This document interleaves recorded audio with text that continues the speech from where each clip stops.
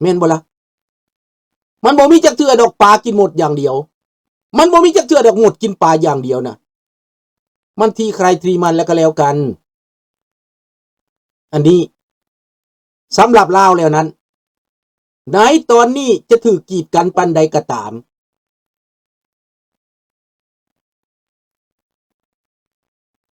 สุรสิทธิ์ว่า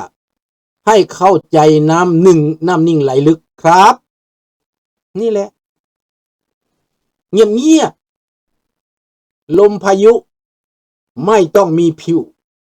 ถ้าจะมาก็มาแรงๆเลยนั่นมันต้องเป็นอย่างนั้นสบายดีโทโลวันคนลาวทั่วโลกนี่นะเขายังบ่ตายเขายังมีหัวใจอยู่คนส่วนใหญ่ยังมีหัวใจอยู่วันเวลามันบ่ทันมาถึงต้องเตรียมพร้อมเสมอต้องรู้ไว้ก่อนเข้าใจไว้ก่อนนั่นดีต้องเข้าใจไว้ก่อนหู้ข่าวไว้ก่อนในตอนนี้พี่น้องว่าแดงเขาขยายอิทธิพลเข้ามาในลาวมันเป็นชนวนสำคัญเหตุการณ์เมืองปากทาบ่ไม่สงบหรอกครับ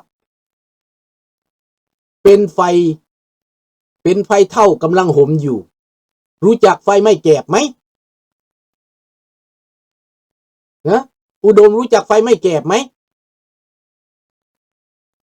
ไฟมาแกบก็เป็นอย่างนั้นแหละจะรู้ว่ามันร้อนข้างในนะนี่อันนั้นไฟไม่แกบสงครามในปากทานั้นมันปรากฏขึ้นให้เรารู้เราเห็นว่ามันเกิดอะไรขึ้นพี่น้องคนไทยอยากให้ประเทศไทยสงบไหมอยากให้ประเทศไทยสงบไหมถ้าประเทศลาวกลายเป็นประชาธิปไตยประเทศไทยก็สบายใจเลยจะเขมรมารบจะอะไรมารบคนลาวก็จะช่วยนะจะเวียดนามมารบคนลาวก็จะช่วยต่อไปเดี๋ยวนี้คนลาวเกิดเยอะนะเด็กเกิดขึ้นมาใหม่เยอะมาอยู่ประเทศไทยเขารักประเทศไทยหมดแล้วคนลาวนั่นคนไทยต้องรู้ว่าเขารักประเทศไทยเขาเชื่อใจประเทศไทยกว่าเป็นล้านคนแล้วชาวหนุ่มลาวเนี่ยมาอยู่ประเทศไทยแม่นบ่มาแม่นหรือบ่แม่นเขาผัวไทยเมียไทยเบิดแล้วคนลาวนั่นน่ะเขารักประเทศไทยเขาเห็นประเทศไทยเป็นตัวอย่างในความเจริญสบายดีท่านว่าดังนั้นคนไทยก็ต้องเข้าใจว่าเป็นหยังรัฐบาลลาวคือเฮ็ดจังซี่กับคนลาวลูกหลานอยู่ไทยเบิดนี่ถ้ารัฐบาลไทยเข้าใจนะสิไปสนใจมันหยังรัฐบาลเผด็จการน่ะนะสิไปห่วงมันหยังสิไปชุกโยปอปั้นมันหยังสิเป็นบ้านะมันอีหยังก็สนใจนะประชาชนพุ่นตัวแม่นบ่ล่ะบักสอนไส้กะคานไปขอเงินแล้วยืมแน่สบายดีวอนสบายดีโฮมขอยืมเงินแน่ครับผมขอยืมเงินแน่ผมไปไม่รอดแล้วแต่ธุรกิจผมอยู่ในประเทศไทยนี้มีโรงแรมอยู่เหนือขัวหนองคายมีโรงแรมอยู่ที่ภูเก็ตมีโรงแรมที่พัทยาธุรกิจของผมก็ไปไม่ได้แล้วขอยืมเงินหน่อยนี่แหละบักสอนไส้ก็ได้แต่ว่าความโอหังของมันโจมตีรัฐบาลไทยใส่ให้รัฐบาลไทยแล้วก็ซิดสอนคนลาวให้เกียรติชังประเทศไทยอีกได้พวกนี้น่ะรู้ว่าความจริงเด้อพวกเจ้าเด้ออย่าเชื่อหัวมันเด้อบักแก้วหัวขอดนี่เด้อดังนั้นรัฐบาลไทยคนไทยก็ต้องอุ้มเอาคนลาวที่ฮักคนไทยสันตัวคนที่เป็นเสื้อสายลายหลองของตัวเองสันตัวนี่คนลาวนะกับคนอีสานนะ มันเป็นพี่น้องกันอีหลีมันเป็นเสื้อสายอีหลีลุงสุนทราเชื่อครับคนขอนแก่นเฮาคนอุดรคนหนองคายคนอุบลขี้เหี้ยเมียบานมาเคียเห็นบ่ไดมันต้องหักประชาธิปไตยได้พี่น้องหักคนลาวไปมาหาสู่มันเป็นสายเลือดเดียวกันดังนั้นรัฐบาลจะรู้ไม่รู้ไม่เกี่ยวนะแต่คนประชาชนประชากรคนลาวคนไทยต้องรู้เราต้องฉลาดกว่าเขาเราต้องเปิดทางให้กันเพื่อให้พวกเราอยู่ได้เพื่อเราถ้าลุงสุนทรายังมีชีวิตอยู่นะจะพัฒนาภาคอีสานและภาคลาวด้วยกันในความคิดต้องเปิดให้เป็นเจริญกว่าทุกภาคคนอีสานกับคนลาวต้องร่วมมือกันให้มันเจริญทางวัฒนธรรมความคิดเศรษฐกิจก็จะตามมาประสบการณ์ในต่างประเทศก็จะกลับมานำคนลาวด้วยนะจะกลับมานำคนลาวด้วยเห็นไหมคนลาวเขาไปประสบการณ์ในต่างประเทศแล้วนะถ้าเขากลับมานี่เขาจะเหมือนเดิมไหมไม่เหมือนเดิมครับความประสบการณ์มีความรู้มีการศึกษามีเทคโนโลยีมาด้วยมีเศรษฐกิจมาด้วยมีความคิดมาด้วยมีสติปัญญามาด้วยอยากได้ไหมในโลกนี้เขาสร้างคนไหม AI จีนอยากได้อ่ะนะอยากได้อ่ะนะ AI จากเขา DeepSeek เอา DeepSeek เอาของเขามาต่อสร้างขึ้นมาพากันมาอวดว่าตัวเองเก่งกว่าเขาอเมริกามันตัดมันบ่ให้ชิปต่างๆมันบ่ขายให้มันบอกว่าถ้าประเทศใดไปซื้อชิปขายชิปกับจีนจะลงโทษด้านเศรษฐกิจอีตาถ้ำเว้าตัดมาควันหัวใจมันโลดมึงเก่งมึงสิเก่งปานใดอันนั่นบอกเรียนจากเขาเอามาเรียนอยู่อเมริกาบักตาตีบมันนะเขาเอามาเรียนอยู่อเมริกาแล้วล่ะสิไปทำลายเขาเบิ่งไหมแต่ก่อนเขาก็เปิดโอกาสให้นะเดี๋ยวนี้เขาบ่เปิดโอกาสให้ยังเพราะคุณเป็นปรปักษ์ต่อเขาไปจับมือกับบักรัสเซียเห็นไหมไปจับมือกับรัสเซียสิล่มอเมริกาผู้น่ะแผนการอีตาถ้ำเราใจดีสู่เสือเด้ออย่าว่าเราบ่ผู้ใดก็สิคิดว่าถ้ำนั้นโง่ค่ำนั้นถ้ำนั้นเอาใจโปรตีนบ่เบิ่งยูเครนอันนั้นมันละครเด้อมือหนึ่งนะถ้ำแล้วเปิดไฟเขียวว่าจัดการกองทัพเขาแม่ทัพเขาความมั่นคงเขาบอกจัดการถ้ำก็ต้องได้จัดการได้ตอนนี้ความมั่นคงเขาบอกให้เฮ็ดแบบนี้ก็ต้องเฮ็ดแบบนี้ประธานาธิบดีถ้ำต้องลินละครไปก่อนใช่ไหมเอาใจปูตินไปก่อนเห็นไหม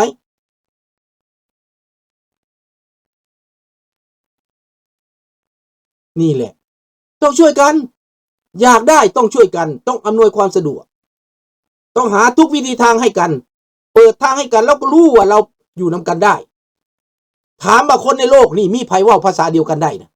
มีแต่ลาวกับไทยนี่ได้พวกเจ้าเข้าใจว่าในโลกนี้มีแต่ลาวกับไทยเว้าภาษาเดียวกันได้เขียนตัวหนังสือเดียวกันได้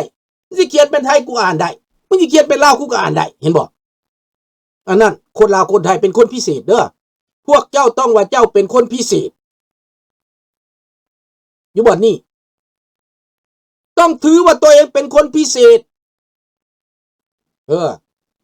เก่งในทุกด้านที่ตอนนี้คนลาวไปอยู่ต่างประเทศฮอด 4-50 ปีแล้วพวกเจ้าว่ามันเป็นยังไงเขานอนอยู่วะเขาไม่ได้นอนอยู่ไหนคนลาวในประเทศต้องรู้บ่แม่นได้แต่อิจฉาอย่างเดียวโอ้ยมาแต่จ่ายแต่เงินมาแต่เว้าโบ้มันบ่แม่นเด้เขาไปอยู่ใน50 ปีในต่างประเทศเขาประสบผลสำเร็จอะไรเขาเรียนอะไรเขาจบอะไรนี่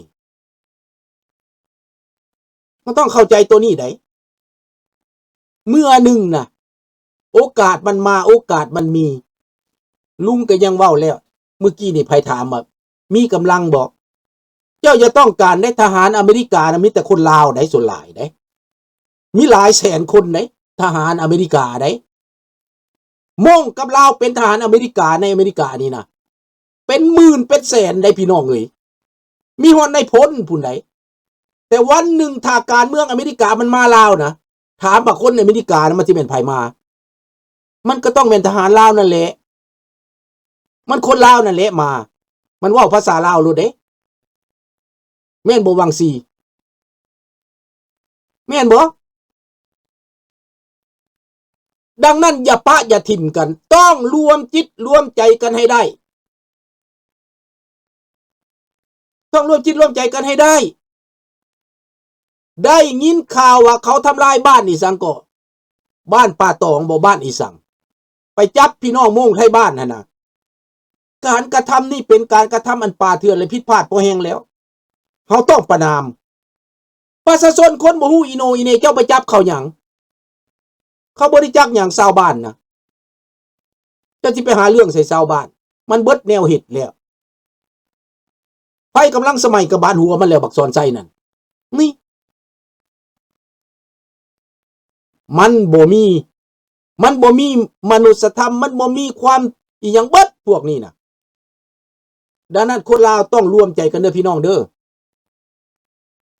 บักซอนไซบักทองรุ่นนี้มันเป็นปีศาจแล้วมันตายด้านแล้วพวกนี้นะเฮาบ่ต้องเอามันไว้อีกบ้านเจียงตองบ้านเจียงตองไปจับชาวบ้านซื่อๆจับเขามาหยังสิหาเรื่องใส่เขาสิยัดเรื่องให้เขาไทยบ้านแม้แต่พิษเขาก็บ่ฮู้จักอีหยังเพราะว่าไผมาเขาก็เป็นปลากลางหีบนั่นแหละแบบเดียวไทยบ้านเฮาตะกี้ว่าเขาเป็นปฏิการไทยบ้านนอกก็เป็นปฏิการเบิดว่าซั่นเอ้าพวกต่อสู้มาเขาก็เอาเข้าให้กินพวกรัฐบาลมาเขาเข้าให้กินเพราะว่าเขาเป็นชาวบ้านเขาบ่มีปืนสิให้เขาเฮ็ดหยังล่ะเจ้าปืนมาบังคับเขาก็ไปนำอ้าวเจ้าว่ามาส่งขนเครื่องซอยเด้อให้เขาไปหามเครื่องเขาก็ไปไทยบ้านเอาเงือมาส่งเด้อเขาก็ไปเอาอาหารมาส่งเขาไปเขาย่านดิทุกปันใดก็ได้ไปเกณฑ์เอาชาวบ้านไปแต่ว่าบ่แม่นเขาได้เป็นตัวตั้งตัวตีงได้บักทองรุ่นก็เคยเฮ็ดไปเอาชาวบ้านไปขนอาวุธให้นั่นนี่แหละดังนั้นพวกเราต้องจำมันไว้ต้องจำมันไว้พี่น้องเอ๋ย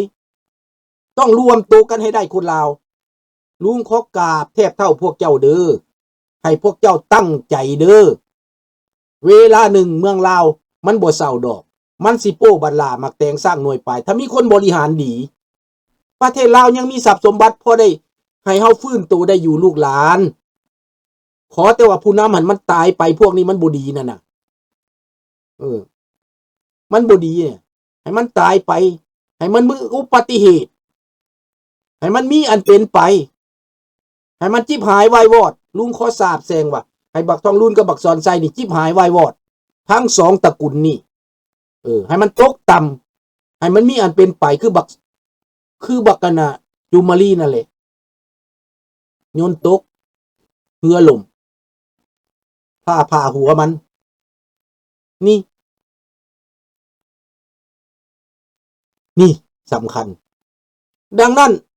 ในอเมริกาพี่น้องข้าพเจ้าว่าทรัมป์ตอนนี้ยังไต่ตองอยู่ว่าสิเอาหยังกับรัสเซียยังไต่ตองอยู่สิเฮ็ดแบบใดยุโรปนะเขาตัดสินใจแล้วข้าพเจ้าว่าทรัมป์ตอนนี้กดดันยุโรปให้เอาท่าทีโดยบ่ต้องบอกว่าเจ้าต้องเฮ็ดมันแบบนี้ยุโรปในเมื่อเขาฮู้ว่าทรัมป์สิถอยออกเขาก็ต้องดิ้นทำลินการเมืองแบบนี้พี่น้องเพราะว่าแต่ก่อนทรัมป์ก็บอกแล้วยุโรปจะต้องขึ้นอย่างน้อย 2% หา 3% งบประมาณการผลิตอาวุธแต่ยุโรปเซยอยู่ในเมื่อเกิดสงครามยูเครนแล้วมันเป็นแบบนี้เกิดซกในยุโรปเองคนยุโรปต้องได้ตื่นนี่เฮาสิว่าเขาสติปิดก็ว่าได้แต่ว่าเบิ่งต่อไปสรุปยังบ่ได้ดอกลุงก็ยังสรุปบ่ได้ในตอนนี้